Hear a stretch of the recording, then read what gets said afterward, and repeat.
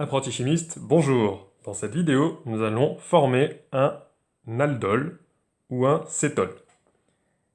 Alors, pour l'exemple, on part de l'acétone et on souhaite obtenir ce composé-là, qui est un cétol, puisqu'il possède une fonction cétone et une fonction alcool. Alors comment procède-t-on? On voit qu'on va créer une liaison carbone-carbone entre cet atome de carbone-là et celui-ci.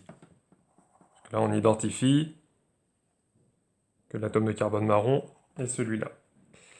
Alors, comment va-t-on procéder? Dans un premier temps, on forme l'énolate pour obtenir une espèce nucléophile à partir de cette cétone. Alors pour ça, on fait réagir une base forte, type LDA,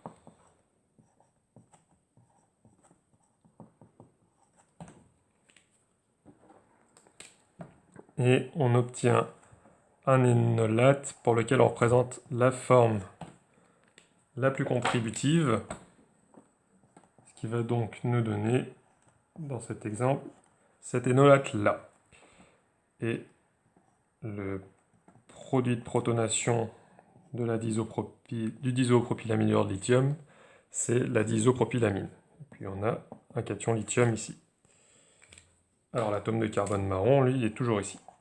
Donc maintenant, on a un énolate qui est nucléophile par cet atome-là, et on va pouvoir le faire réagir avec un composé électrophile avec une chaîne carbonée comportant 2 atomes de carbone, pour obtenir ce produit-là. Et donc, le réactif pertinent, ça va être un aldéhyde qui possède 2 atomes de carbone, donc l'éthanal. Alors comment on va le faire réagir? On a dit que l'énolate était nucléophile par cet atome de carbone, et dans une vidéo précédente, on a fait partir les flèches comme ça. Alors après, le carbone électrophile est ici. C'est celui qui sera en vert dans le produit. Et là, si on écrit le résultat des flèches à ce stade-là, on a donc créé une liaison carbone-carbone. Et là, on serait embêté puisque cet atome de carbone vert ne respecte pas la règle de l'octet.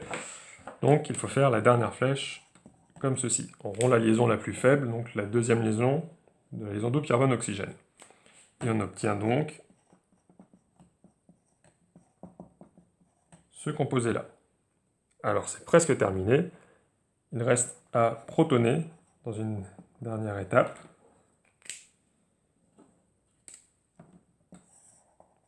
Pour obtenir le cétol précédent. Donc si on récapitule, il faut dans une première étape former l'énolate par action d'une base forte pour obtenir une espèce nucléophile. Ce nucléophile énolate va réagir sur un aldéhyde ou une cétone qui est l'électrophile en effectuant un mécanisme d'addition nucléophile.